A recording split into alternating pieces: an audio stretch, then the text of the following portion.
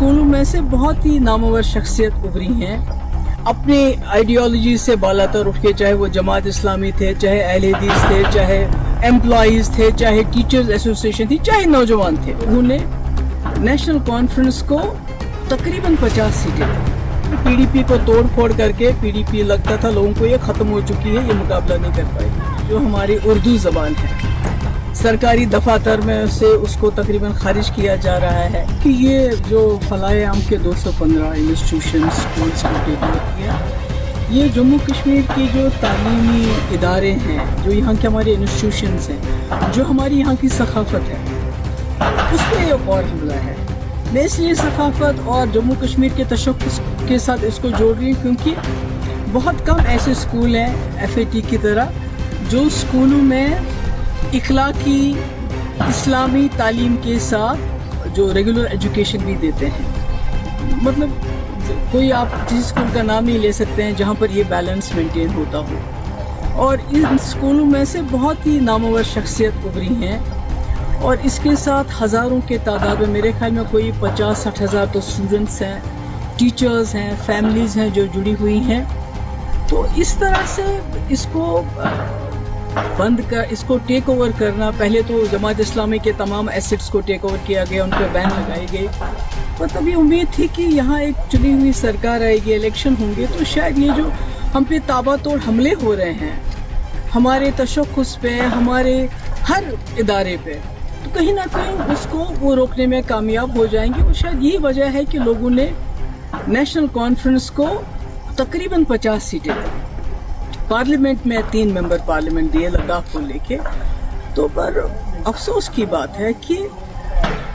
बजाय इसके वो इस चीज़ को रोके, तो ये गवर्नमेंट की तरफ से ऑर्डर आना, मुझे लगता है कि ये मतलब एज अ कश्मीरी मुझे लगता है एज अ कि ये जो लोगों का जो भरोसा है उन पे क्या गुजरी होगी, मैं उसका अंदाज़ा नहीं लगाना चाहती। क्योंकि पिछले इलेक्शन में तमाम लोगों ने अपनी आइडियोलॉजी से बालातर उठ के, चाहे वो जमात इस्लामी थे, चाहे अहले हदीस थे, चाहे एम्प्लॉइज थे, चाहे टीचर्स एसोसिएशन थी, चाहे नौजवान थे,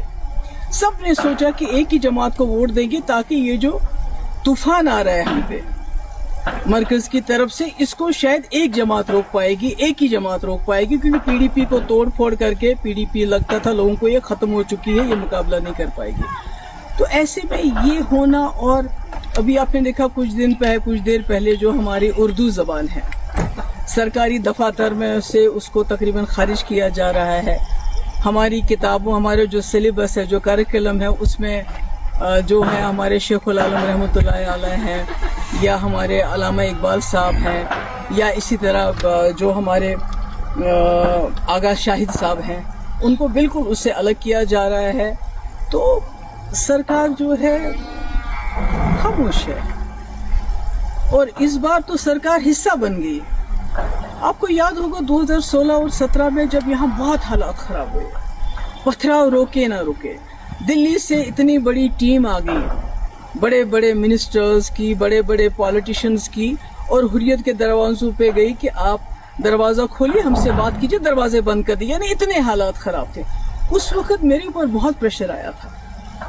कि आप जमात इस्लामी के ऊपर क्रैक डाउन कर लीजिए,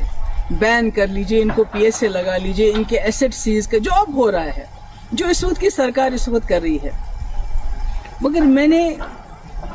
सोचा कि अगर मैं अपने ही लोगों पे बिला वजह इस किस्म की कार्रवाई, या तो कोई सबूत हो कि भाई इस वक्त ये कुछ ऐसा कर रहे हैं तो आप कोई एक्शन लोगे, मगर सिर्फ इनकी आइडियोलॉजी की वजह से किसी ने जाके दिल्ली में चुगली खाई थी